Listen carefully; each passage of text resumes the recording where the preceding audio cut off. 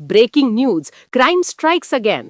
पुणेकरांनो, या घडीची पुण्यातील मोठी बातमी. निर्दयी, क्रूर आणि सराईत गुन्हेगार ऋषिकेश सुनील बागुल 3 महिन्यांपासून पोलिसांना गुंगारा देत होता. लोखंडी कोयते आणि दांडके घेऊन जीवघेणा हल्ला करणे, लोकांमध्ये दहशत पसरवणे आणि कायद्याच्या तावडीतून सुटण्याचा आटोकाट प्रयत्न करणे, हेच त्याचं आयुष्य झालं होतं.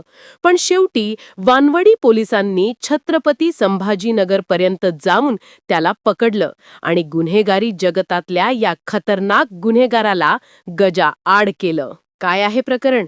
4 जुलै 2025 रोजी हडपसर परिसरात फिर्यादी काकासाहेब शिरोळे यांच्यावर आरोपी ऋषिकेश सुनील बागुल आणि त्याच्या टोळीने कोयते आणि दांडके घेऊन जीवघेणा हल्ला केला. रक्तबंबाळ अवस्थेत फिर्यादी रिक्षामध्ये कोसळले आणि आरोपी पळून गेले. तेव्हापासून हा मुख्य आरोपी वानवडी पोलिसांच्या गळ्यातील काटा बनला होता. शेवटी पोलिसांच्या गुप्त बातमीदाराने माहिती दिली. हा कुख्यात आरोपी वैजापूर बस डेपोत लपून बसलाय.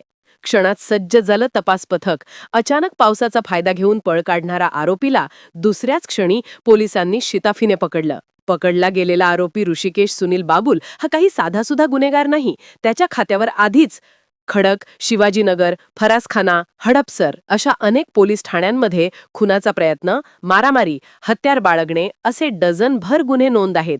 या धडाकेबाज कारवाईचं नेतृत्व वरिष्ठ पोलीस निरीक्षक विजयकुमार डोके यांच्या मार्गदर्शनाखाली सहाय्यक पोलीस निरीक्षक उमाकांत महाडिक व पोलीस अंमलदार दया शेगर, महेश गाढवे, अमोल पिलाणे, अतुल गायकवाड, यतीन भोसले, गोपाळ मदने, अमोल गायकवाड, विष्णू सुतार, बालाजी वाघमारे, आशिष कांबळे, अभिनीत चौहान, विठ्ठल चोरमले, अरशद सय्यद या तपास पथकाने केली आहे. या ऑपरेशनमुळे गुन्हेगारी जगतात खळबळ उडाली आहे आणि गुन्हेगारांना स्पष्ट संदेश दिला आहे की कायद्याच्या तावडीतून सुटणं आता अशक्य आहे.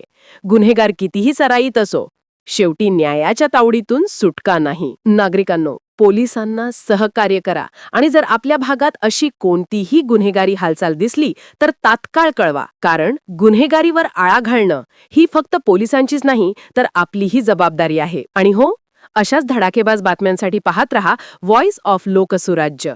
आमच्या चॅनलला फॉलो करा, लाईक करा, शेअर करा आणि चॅनलला सबस्क्राईब करायला विसरू नका. धन्यवाद.